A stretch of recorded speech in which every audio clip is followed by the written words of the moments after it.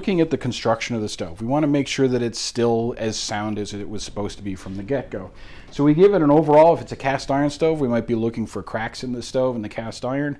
We might be looking for signs of heat damage in which the cast iron is actually starting to break apart a little bit and even buckle. In a steel stove, we're also looking for possible heat damage, so we're going to look at cracks and everything else in the exterior of the stove. The next thing we want to look at is the interior of the stove. So we've got a couple of things. So a cast iron stove may just have a metal liner. Most stoves are now built with what we call wear plates. So a cast iron stove even is double hulled. The interior parts are meant to take the brunt of the abuse, and they are also over time are meant to break down and are therefore designed to be replaceable. So we want to take a look at if it's a cast iron. We want to make sure that everything's fitting properly, and we want to make sure that it's all as intact as it should be. Steel stoves, more often than not, have a fire brick liner, and this helps. From a design standpoint, this does two things. One, it protects the exterior of the stove. Two, it also maintains a certain amount of heat inside the firebox in order to allow it to burn properly. Steel stoves lose heat very aggressively, and therefore it's very hard to maintain a quality combustion without insulating it in some way, means, or form. So when we look at the brick liner, we want to make sure that it's intact. We want to make sure that the bricks haven't cracked or fallen out. And we want to do that because it's both a safety issue, because if the bricks were missing, it would actually change the clearance requirements of the stove because now more heat can come off the side of the stove. And also it changes the way the stove operates. So these bricks can usually be found in most hardware stores and fireplace shops, though in certain cases they may be specific to the appliance itself, in which case you would have to contact the manufacturer for a replacement. The next thing inside the stove that we want to take a look at is the baffle. The baffle comes in three parts, really. In an older stove, it would be two parts. You just have the metal plate and possibly some insulation on top of that. So we want to make sure that that insulation above is intact. The reason that insulation needs to be intact is the same reason that we have liners around the stove, because we want to maintain a higher temperature in the combustion area. In a newer stove, we're going to have air tubes underneath the baffle, which are distributing some of the combustion air to the area just under the baffle, which is where most of the combustion occurs, as well as making sure that the baffle itself is intact. That baffle may be either metal or it might be brick. And then on top of that, we want to make sure that the insulating panel is intact.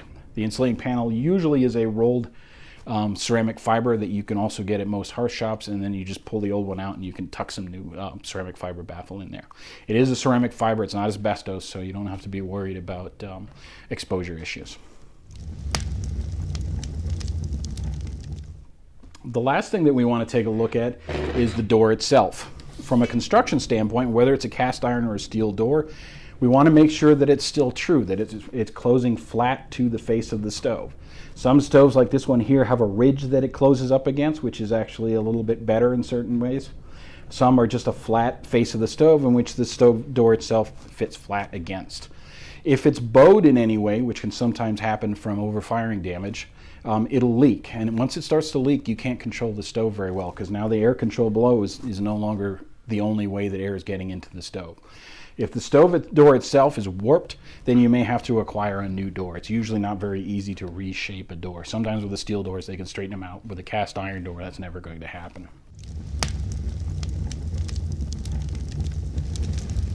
When we're doing an overall inspection of the stove, if we do find that there's some cracks in the appliance, we have a couple of options depending on the way the stove is built.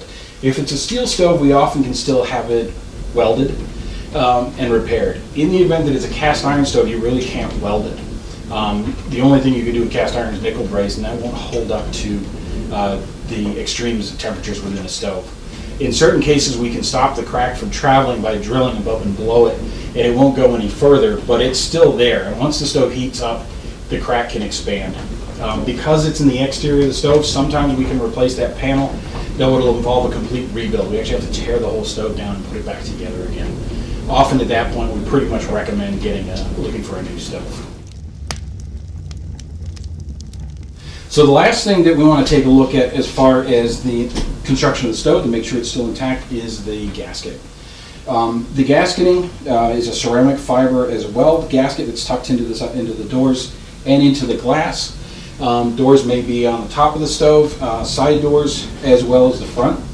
Depending on where the door is, it may be different types of gasket, so it's also important if you're inspecting the gasket to make sure what kind of gasket they're actually using. Other indications that the gasket's not working very well, you might get soot building up that'll actually show you where the leaks are coming from. And the other is just the condition of the gasket itself. If the gasket has gotten relatively solid, it's no longer pliable, it's really not going to do the job that you need to in order to make it work properly. Best way to deal with the gaskets, if you can, just take the whole door off, take it into a harsh shop that has a variety of gasket materials so they can make sure that they put the exact gasket that you want back in place. If you can't do that, if you can take the gasket itself to the shop, just pull the old gasket out. You're going to clean off all the extra debris from the old cement that was underneath there. Bring the gasket into the shop and same thing, make sure that they give you the right size of gasket. Density of gasket also varies. Even the material that it's made up of can vary depending on the stove. So you want to make sure you have the right gasket. Then you can put it back in again. You cut it to size. Be very sparing on gasket cement. If you use too much cement in the grooves before you tuck the gasket in, it'll actually saturate the gasket and it'll harden the gasket and it won't do the job it's supposed to do. So make sure you're careful when you're putting it back.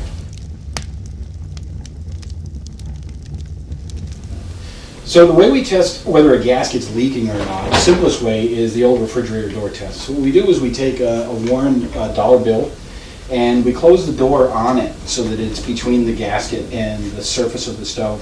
And what we want to do is see if there's any resistance. In this case, the dollar bill came out very easily, which means that this gasket really isn't sealing properly. And you can test it all the way around, but pretty much if you get a fail anywhere, it's an indication that it's time to put a new gasket into the stove.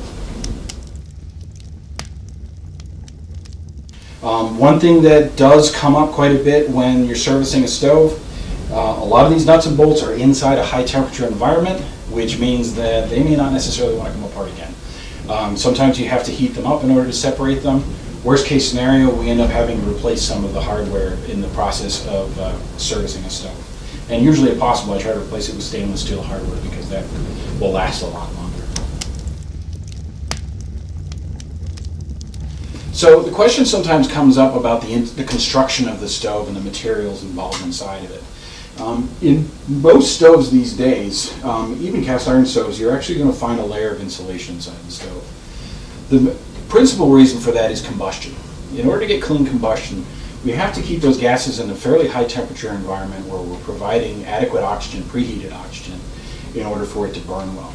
So we insulate the firebox in order for it to work well.